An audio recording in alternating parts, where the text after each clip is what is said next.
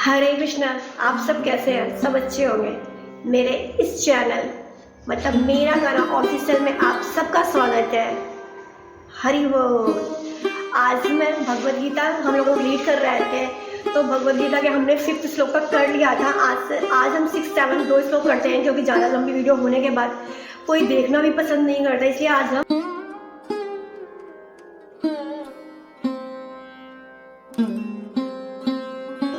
सिर्फ 2 श्लोक करेंगे। देखते हैं इसमें हमारे श्री कृष्ण भगवान और अर्जुन के बीच में क्या संवाद चल रहा है।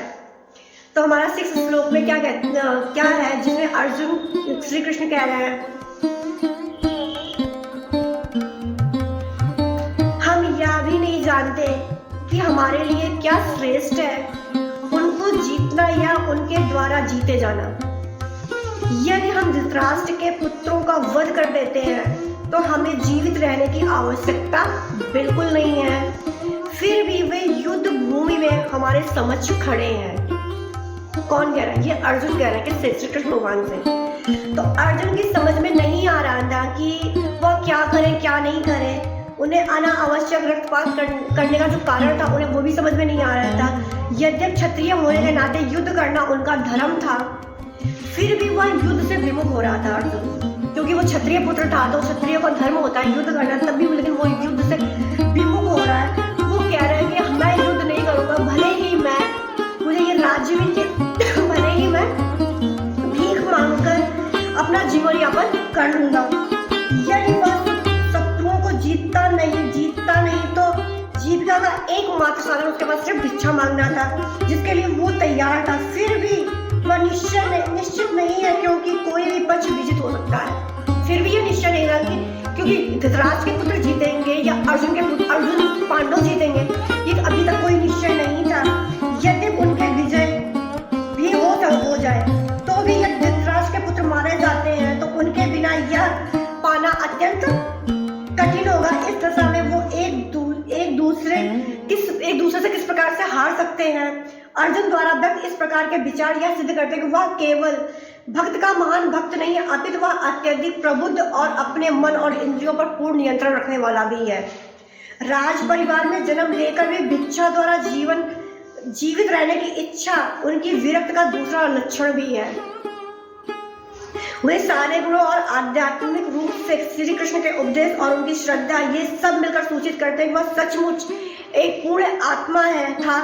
जिस प्रकार यह निष्कर्ष निकलता है अर्जुन मुक्त से सर्वथा योग्य है तथा वह इस इंद्रिया असंयमित ना हो, ज्ञान के पद पर उठ पाना भी बहुत ज्यादा कठिन था।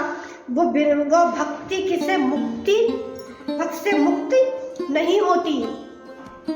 बिना ज्ञान क्या कहते हैं कि बिना ज्ञान के भक्त की मुक्ति भी नहीं होती, और अर्जुन उस ज्ञान के प्रबल शीर्ष पर था जहां से उसकी मुक्ति होनी भी निश्चित थी। अगर वह युद्ध में मारा भी जाता है तो उससे भगवत धाम प्राप्त होगा। अर्जुन अपने भौतिक गुणों के अतिरिक्त इस समस्त दैवीय गुणों में दक्ष था। हमारा 7वां श्लोक क्या कह रहा है, जिसमें अर्जुन क्या कह रहे हैं, अब मैं आपकी कृपा दुर्बलता के कारण अपना कर्तव्य भूल गया हूँ। मैं अपनी दुर्बलता के कारण जो है नियम के प्रति मैं अपने कर्तव्य को भूल चुका हूँ माधव, और सारा धैर्य खो चुका हूँ। ऐसी आवश्यकता में मैं आपसे पूछता हूँ कि मुझे क्या करना है क्या नहीं। मैं आप शेष करें, आप निश्चित रूप से मुझे बताइए, क्योंकि मैं आपका शिष्य हूँ, आपकी शरण में आया हूँ। कृपया मुझे उपदेश दीजिए कि मुझे क्या करना चाहिए। या इसका जो तात्पर्य वो क्या कह रहा है, यह प्रकृति का नियम है कि भौतिक कार्यकलापों की प्रणाली में हर एक के लिए चिंता का कारण है।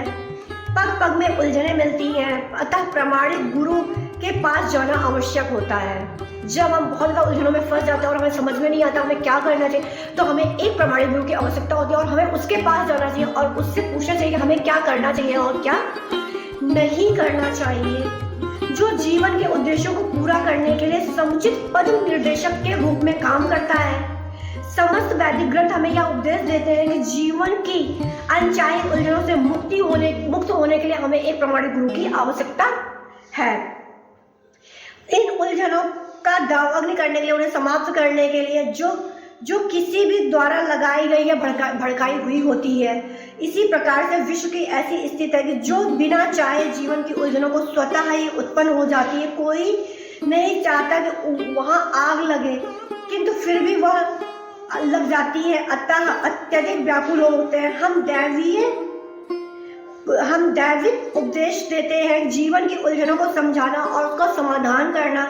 परंपरागत रूप से गुरु के पास जाना चाहिए। जिस व्यक्ति के प्रमाणित गुरु होते हैं वह सब कुछ जानता है। अतः मनुष्य की भौतिक उलझनों में न रहकर गुरु के पास जाना चाहिए। यही इस श्लोक का तात्पर्य है। मतलब तात्पर्य क्या है? हमें एक जब हम भौतिक चीजों से परेशान हो जाते हैं या किसी के भड़काने से, कैसे भी हमारे जीवन में जब एक तरह से आग लगी होती है, उलझनों में फंस और हमें समझ ही नहीं आता हमें क्या करना चाहिए क्या नहीं करना चाहिए, तो हमारे शास्त्र कहते हैं कि हमें एक प्रमाणित गुरु के पास जाना चाहिए। जिनके पास प्रमाणित गुरु होते हैं वो उनसे उलझनों से उन्हें निकालने में उनकी मदद करते हैं। तो आज हम 2 श्लोक ही देखते हैं, आगे का हम आगे देखेंगे।